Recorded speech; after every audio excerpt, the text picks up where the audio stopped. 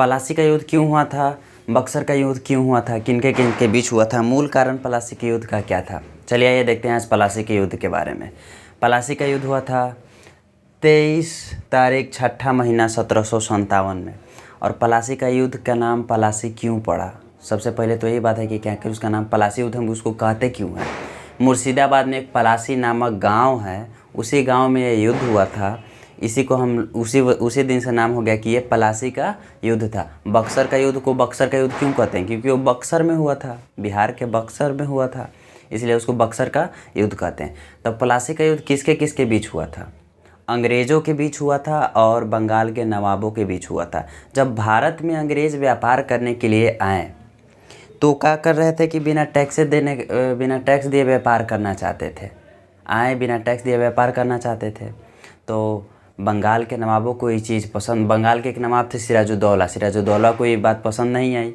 अगर आप भी व्यापार कीजिएगा तो टैक्स नहीं दीजिएगा, हम लेते हैं कि कोई दुकान खोलिएगा, रेस्टोरेंट खोलिएगा, होटल खोलिएगा, मॉल खोलिएगा, तो सरकार को तो टैक्स देना पड़ता है ना। ऐसे नहीं बिना टैक्स से दे ले आप चला लीजिएगा, बिहानिए पर टांग के लेके चल जाएगा। तो उसी तरीके से अंग्रेज़ बिना टैक्स दिए व्यापार करना चाहते थे बंगाल में, और सिराजुद्दौला को ये बात पसंद नहीं थी।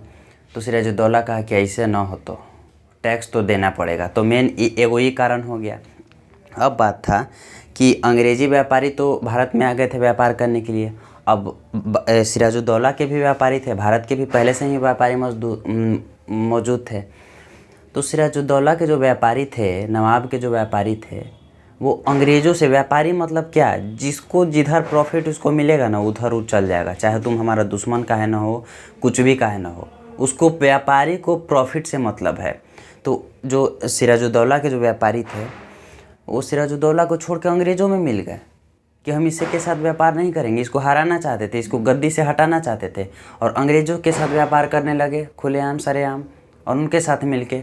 तो यही सब जो मूल कारण था। एक और मूल कारण था कि अंग्रेज़ यहाँ आके किलाबंदी करने लगे थे, मतलब भारत में व्यापार करने के लिए आया और सोच रहे हैं कि महल बना के हम यहीं पर रह लें। तो ये कारण तो बहुत सारा था, लेकिन ये सब मूल कारण था पलासी के युद्ध का। आगे देखते हैं कि पलासी के युद्ध में हारा कौन और जीता कौन। जीता था अंग्रेज़ और हारे थे सिराजुद्दौला। कैसे हारे थे, देखिए सिराजुद्दौला के एगो सेनापति थे जिनका नाम था मीर जाफ़र। अब मीर जाफ़र को भैया आ गया लालच गद्दी का कि नहीं, अब हम सिराजुद्दौला के गद्दी पे हम बैठबो, बंगाल के नवाब हम बनेंगे।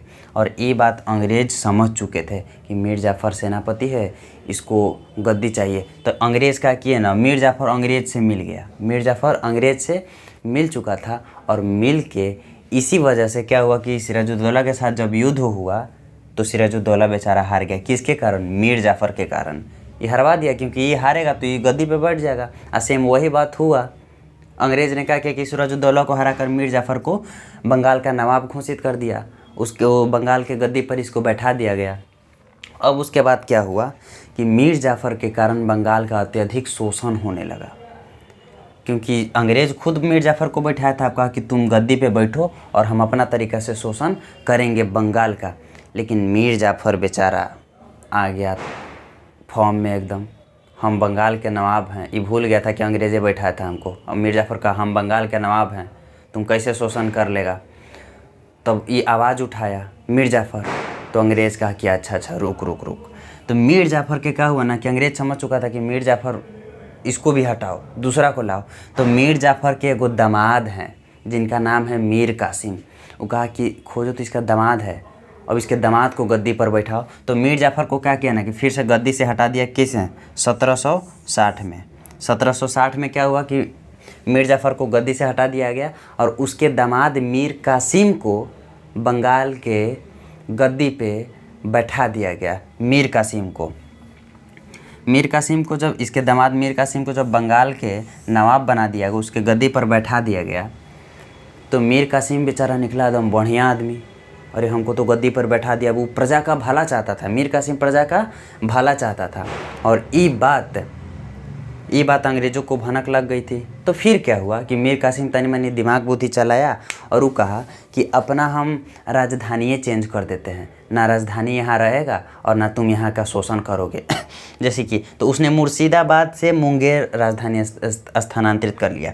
मुर्शिदाबाद में राजधानी था, कहा कि मुर्शिदाबाद से राजधानी हटाओ और मुंगेर स्थापित कर दो। जैसे कि बिहार की राजधानी, एक फॉर एग्जांपल आप समझ लीजिए, बिहार की राजधानी है पटना, और पटना को अगर बिहार की राजधानी ना घोषित करके किसी बिहार के छोटे ज़िला जैसे अरवल जैसे ज़िला को अगर हम राजधानी बना देते हैं तो सारा का सारा डेवलपमेंट, सारा का सारा फीचर्स किस ओर मुड़ेगा? अरवल की तरफ मुड़ेगा।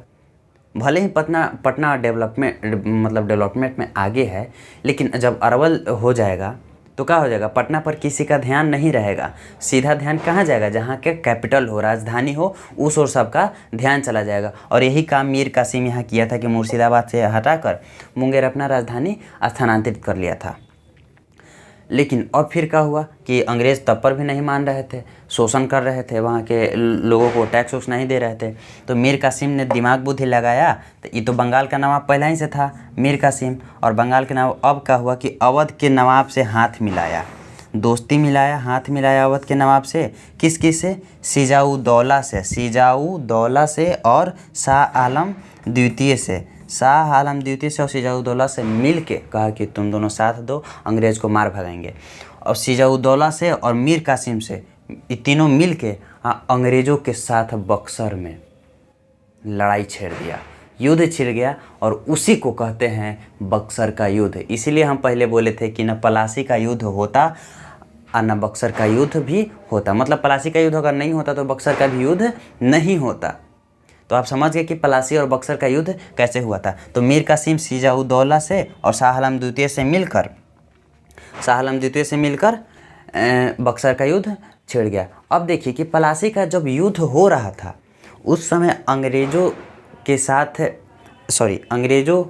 से जो नेतृत्व करता था, जैसे कोई भी युद्ध होता है, लड़ाई झगड़ा होता है तो कोई नेतृत्व करता होता है ना, तो वो नेतृत्व करता था रॉबर्ट क्लाइव। पलासी के युद्ध का नेतृत्व कौन कर रहा था? जैसे कि आपके घर में भी अगर लड़ाई झगड़ा होता है तो आपके नेतृत्व कौन करता है? आपके बुआ जी करते हैं, चाहे फिर पड़ोस वाली आंटी करती है, अंकल करते हैं नेतृत्व। तो युद्ध जब होता है तो कोई ना कोई नेतृत्व करता है। तो पलासी का युद्ध का नेतृत्व कौन कर रहा था? रॉबर्ट क्लाइव कर रहे थे। और जब बक्सर का युद्ध हुआ था मीर कासिम सिजाउद्दौला और शाह आलम द्वितीय और अंग्रेज़ों से, तो उस समय अंग्रेज़ों का नेतृत्व करता कौन था जी?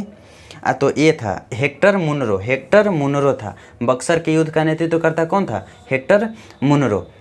और बक्सर का युद्ध कब हुआ था? 1764 में। इधर पलासी का युद्ध हुआ था 1757 में, और इधर बक्सर का युद्ध हो गया 1764 में।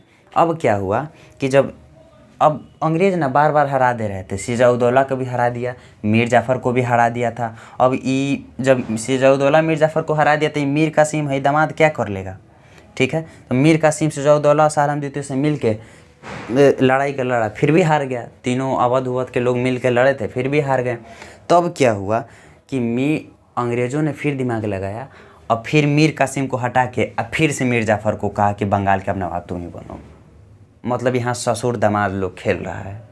कभी ससुर को नवाब बनाओ, बंगाल के गद्दी पे बैठाओ, कभी दामाद को बनाओ।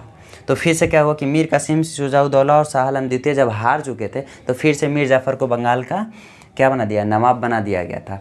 अब बंगाल का नवाब जब बनाया तो बेचारा का 21 साल के बाद 5 जनवरी 1765 में मीर जाफ़र की मृत्यु हो गई। और इसी के साथ साथ अंग्रेज़ों ने अपना पूरा आधिपत्य भारत की तरफ मोड़ लिया। पूरा ब्रिटिश डोमिनियन, शोषण और प्रभाव, मौका मिल गया ना। जब सबको हरा दिया और ये मीर जाफ़र बेचारा मर ही गया तो अब नेतृत्व कौन करता? मीर कासिम और सिजाउद्दौला शाह आलम द्वितीय को तो हरा ही दिया था। तो अब कौन? मीर जाफ़र को फिर से बनाया था, ससुर को बनाया था फिर से बंगाल का नवाब, अभी बेचारा मर ही गया। तो अंग्रेज़ों को मौका मिल गया। अब इनकी तो मृत्यु हो गई 1765 ईस्वी में, और तब क्या हुआ कि अंग्रेज़ों को पूरी तरीके से मौका मिल गया अपना शोषण करने का, अपना प्रभाव भारत में विस्तार बढ़ाने का, क्योंकि अब तो कोई रोकने वाला था नहीं, लड़ने वाला था नहीं। तो उम्मीद करते हैं कि ये वीडियो आपको अच्छा लगा होगा। जो बताएं इतना ध्यान से समझे होंगे। नहीं समझ में आए वीडियो को दोबारा चला लीजिए। और मेरी एक शिकायत है कि आप लोग मेरा वीडियो देखते हैं लेकिन न चैनल को सब्सक्राइब करते हैं, ना ही कोई कमेंट करते हैं और ना ही लाइक करते हैं। मत कीजिए, हमको क्या, मेरा काम है वीडियो बनाना, समझाना। आप समझ गए वही काफ़ी है। चलिए बहुत बहुत धन्यवाद।